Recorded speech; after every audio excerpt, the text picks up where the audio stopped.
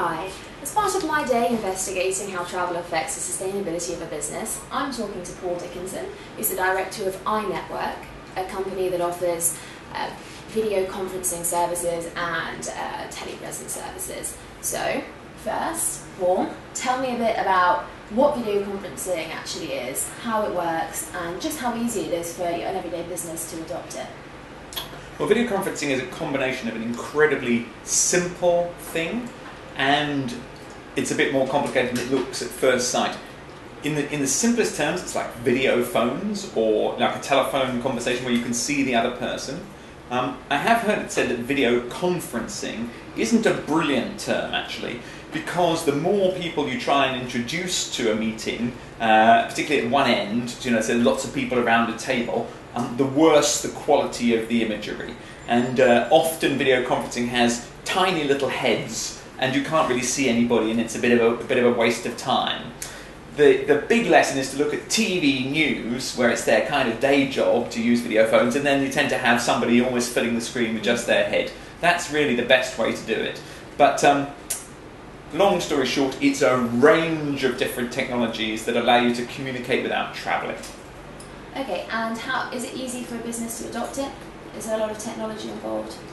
You have, it's a bit like the difference in, there's a range from the bicycle to the jumbo jet. And the bicycle would probably be Skype or FaceTime on an Apple iPad. And that's pretty good actually. There's a lot of good stuff. There's good stuff with some desktop. Microsoft have a product called Link, and Cisco have a range of desktop solutions around something called Jabber. And there's a company called Video, and actually there's a lot of providers of desktop or PC or laptop based video conferencing, but Apple FaceTime is pretty good. Then you get up to what are called room systems, and they're called that because they're in a room. And then you've got a dedicated machine, probably for a couple of people sitting around a table, and those have typically been operating in the old days on what's called ISDN, this kind of dinosaur technology. They're moving more and more to IP or Internet Protocol, but there are some difficulties sometimes connecting them, particularly at higher bandwidth. And then you have your top of the range, something called telepresence, a product pioneered by Cisco, although there are others, which is really where you're using high bandwidth, possibly a virtual private network, and that can cost hundreds of thousands of dollars for an installation, but it's extremely good. Okay, so how popular is video conferencing or telepresence or these kinds of technologies at the moment? Are they used much by businesses? It's 40 years since we went to the moon, and I find it a bit shocking that we don't use more video communication. But the thing is, everybody thinks they're an expert, and for example, I work with a charity sometimes, and we were going to try and move to have our monthly calls on video, and my colleagues left 1 minute for everyone to set up their cameras. Now, I'm actually a bit of an expert in video communications, and I can tell you, if you want to move towards video communications, you're going to have to put some time in. You're going to have to put in hours of practicing and getting cameras set up and testing, and if you think you can turn up on the day and make it work, you won't. My company, EyeNetworks, we actually organise about 3,500 video conference bureaus around the world, and you can call us and we can connect all these things up for you and we can bridge them. But the key thing is we do a test call beforehand, so when you turn up it works on the day, first time, every time. It's that kind of patient investment that leads to success, and as an American once told me, the only place success comes before work is in the dictionary. So do you think then that the biggest sort of barrier to entry for companies is that they're not willing often to spend enough time, energy and potentially money on putting these systems into place? Would you say that's what is holding it back at the moment? Absolutely, I think that you've hit the nail on the head. The telephone is awfully easy to use, and it was sorted out a long time ago. So people think, well, a video phone is just like a telephone, I don't need to spend any time on that. You're completely wrong. You want to put somebody in charge of it, probably in each location. You want to get them doing test calls. You want to take advice. You want to read about it. You want to treat video meetings seriously.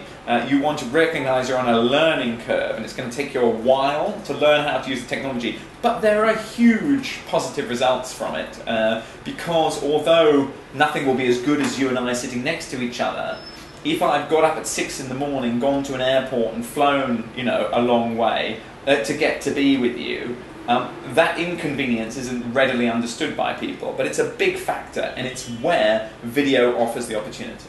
So let's talk about what I'm interested in particularly today, which is its impact on sustainability. What kind of environmental benefits, if you give me a bit of an outline, does video conferencing offer? Well, if you want to turn money into climate change, probably the best way you can do that is buy air tickets. I mean, there is just nothing in this world that causes greenhouse gas emissions like airplanes. You know, a goodly percentage, 30 to 40% of an air ticket's price just goes straight on the fuel. And lots of fuel. So, you know, you're buying a huge amount of greenhouse gas emissions when you buy an air ticket. Now, if you can organise, if you can be patient enough to organise to have a video conference, you're probably going to cut your emissions from that meeting by 99%. And for most clerical businesses, for many businesses, business travel, cutting business travel and replacing it with video conferencing, video communications is a superb way to save money, reduce greenhouse gas emissions, and that's got to be what we're all trying to do. So, a bit of time, a bit of effort, and you can actually make a great difference to the sustainability of your company. Save the world, make money, that's it. It's amazing. And what about sort of wider benefits, so maybe cost savings to a business? How do those figures sort of stack up? Well, we've estimated that the return on investment for telepresence, there was some research done by a company called Verdantics.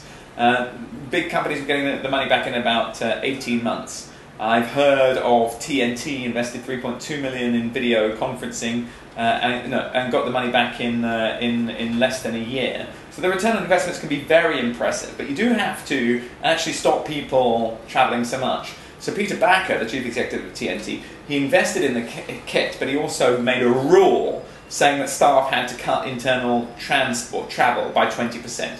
So it's a combination of company policy. The best thing you could do is get something going up on the intranet. So before people get an air ticket, you say, hey, have you thought about video conferencing? And probably my best recommendation would be to say, try calling EyeNetworks, Europe's largest video conference booking service, before you buy an air ticket. Could save a lot of money. So it has to be sort of an integrated policy sort of throughout the levels. It can't just be this is available. It has to be active encouragement and engagement with employees to show them what the benefits are. It's about changing behaviour, and you need a change management program. But if you change, once again, you'll reduce greenhouse gas emissions, increase profits. What's to not like? And hopefully one day you might get your banner on the intranet. I couldn't wait for that to happen. Paul Dickinson, thank you very much. That's been really interesting. And until next time.